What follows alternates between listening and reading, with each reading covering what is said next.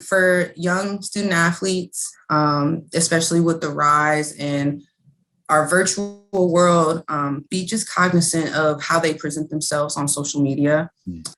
Just being aware of the things they post, because colleges do look at that. Colleges look at the Twitters and the Instagrams and the Facebook, and they really see what is the person that who is this person that we are recruiting.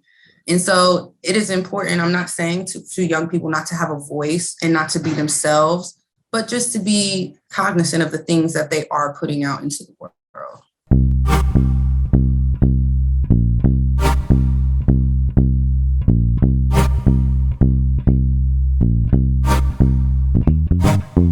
Hello, everyone. This is author Tim Brown, the book Uncommon Athletes, Filled with Passion, Fuel Your Purpose. And I'm excited to have with me today Michelle Miranda. As most of you know, her dad was on the show a couple of weeks ago, and he had some good stories. And I say, well, let me get the real story.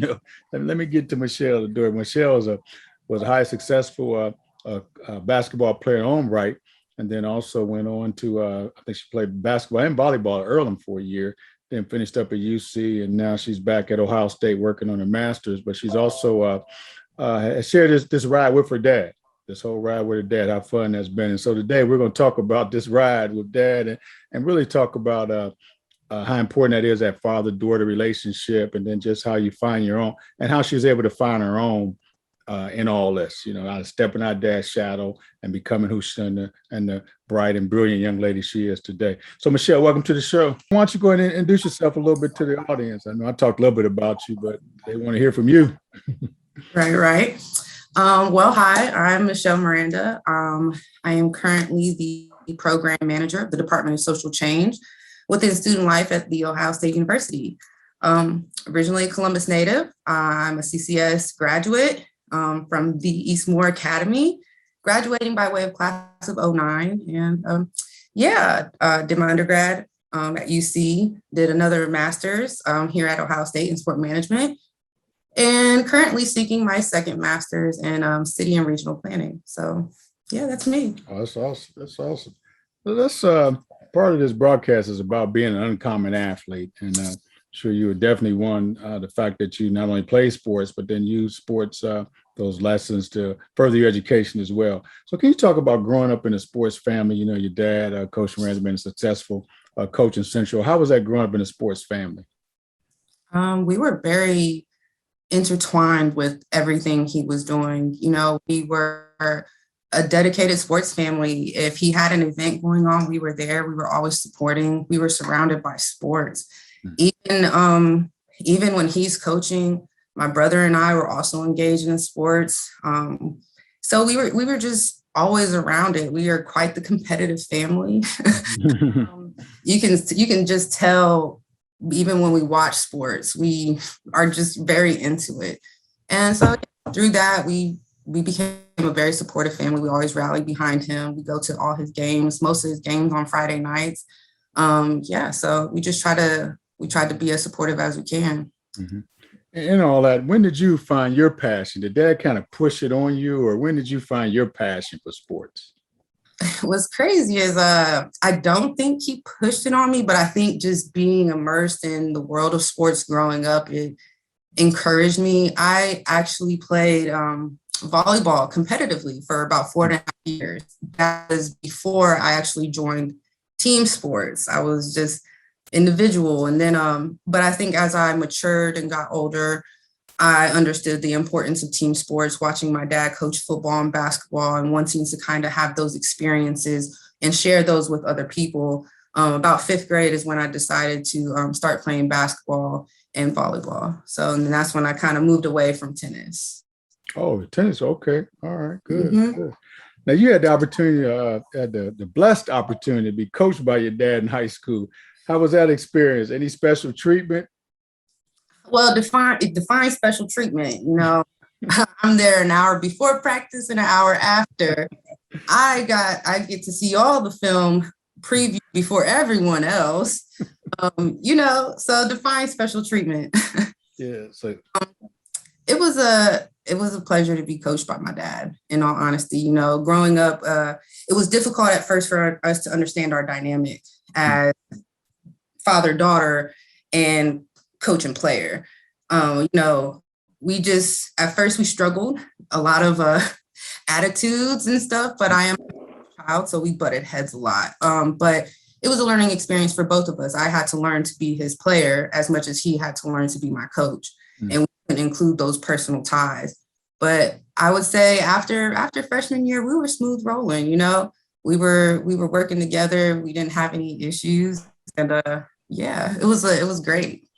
All right. Now we got to get to the funny stories. I know you got some stories of Dad during that time that you was playing for him. What was someone? Give us a couple of those stories. Let's see. I have a story when I originally started playing basketball. I went to my dad. I said, Dad, I want to play. And he's like, do you want to play? And I'm like, no, I really want to play. I really want to do it. So he took me up to Northland. This is before he was at Eastmoor. And he took me up to Northland. And he took me to the paint and he sat a chair there. And he said, okay, we're about to, we're learning defense. Now sit. I sat down in that chair. I had no idea what I was like. I sat there. It is so funny because he couldn't even help but to laugh. Right. And then he really showed me like, this is how you play defense. He showed me how you maneuver around the chair depending on where the ball is around the court. And I mean, that stuck with me forever. That's how I teach people, those, coming up in the basketball world, how to properly play defense. I mean, that's one. And then, another one, I remember probably, I was probably making us run for the attitude that I did have back in the day. And I remember coming home and he tried to ground me. And I said, wait a minute. I said, Mom, he can't ground me for something I did in practice. That's not fair. Like, he can't do that.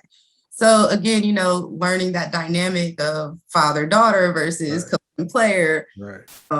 Yeah, definitely. Those are some stories that, at the top of my head, but plenty more. So you went and actually sat in the chair, huh?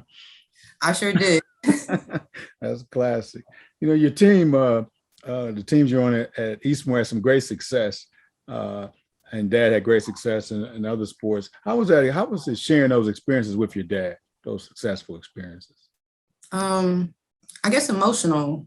I mean, I guess most of my teammates, they got to enjoy those successes and they really got to go and hug their parents after. But it was more emotional for me because I was with my dad and I practiced with my dad 5 to 7 days a week. And I mean, I was still in the gym with him. And so I got to enjoy the fruits of, both of our labors. So it was, it was great that I got to share that with him because everybody doesn't get that opportunity. And for it to be my dad, and I know how hard he cared and how hard he worked and what he put into making us be the team that we were. It was just great to be able to share that with him. Yeah, no, that's good. Yeah, you got to see the whole picture, Absolutely. We shared moments and successes and losses. And we grew in both of those. We knew how to win together, but we also learned how to lose together and how we can rebuild ourselves as a team and as a coach and player to, win the next time and be better. So those great lessons. After watching your dad coach for years, what was it like for you to be on the other side coaching? I know you had a couple of years of coaching yourself. What was that like? And how was that how did the kids respond when they figured out you were Coach Miranda's daughter? Well, the experience was eye-opening. Definitely, in retrospect, I respect my father so much and what he has done for the teams that he has been a part of, because it is a lot of time and effort, and you give a lot of yourself to those that you are with. So, I'm just really appreciative of everything he did. And I can see the motives behind his actions. We were before like, why are we running so much? And now as a coach, I'm like, y'all have to run. Right. And then learning, having the kids learn. I think they were just so interested in like, well, what was he like when he coached girls? Like he's like coaching the boys. Well, what was he like when he coached girls? And I'm just like, well, not much different. And I think it surprises them. But, I'm like, yeah, he was a tough coach. And if you had the opportunity to be coached by him, I think you would understand, all his, motives and greatness later in life. Mhm. Well, what were some of the, and I'm glad you led into that later on in life. What were some of those life lessons you learned from your dad and just participating in sports? What are some of those life lessons that help you today? Dedication. Mm. Definitely being dedicated to the goals that you are setting for yourself, whether it is winning a city championship, winning a state championship, whether it's getting a full-time position or getting that internship or scholarship. There's a level of dedication that you need and you need to maintain throughout your life to be successful. And I think that that is definitely something I learned young. If you want to be successful, you must be dedicated. That's good. And I know that you said you're working on your second master's, and I know that both your parents are educators. Can you talk about the value of education? Absolutely. Education is extremely valuable, but I think it's a misconception to think that education only happens within the classroom. Mm-hmm. It transcends beyond the classroom. We are educated in, on the basketball court, whether it's learning our leadership skills or learning communication skills, learning thought process and trying to figure out how you maneuver through these thought process. These are all things that are important, and you gain different skills throughout your educational process that are going to help you and elevate you in life. And I want to make it clear that like real life and practical experiences are important in, how we learn, but also education provides us a really good foundation, and it allows us to have that stepping stone to succeed in life. Yeah, I think that's well said. Education definitely opens up a lot of doors. Absolutely. A lot of doors for us as well, being and education, what it does not do is hold you back. That's for sure. It does not. Definitely can propel you forward. Yeah, that definitely does that for you. And so that's the beauty and value of it. And it's just great seeing a young person like yourself, working on that second master, or just a lifelong learner. Education is lifelong. Absolutely. And I can attest to that. Like I'm just a person who just likes to continuously learn. It allows me to maneuver in a variety of places and environments. And, I enjoy that. So continuous learner. Yeah. I know you had an internship at the Ohio High School Athletic Association, or you worked there for. What was that experience like? Because now you've been a player, you've been a coach, and now you're seeing the big machine, so to speak, that runs the deal. How was that? What was that like? I really enjoyed my experiences there. I enjoyed the people and just seeing how the inner workings of Ohio High School is working.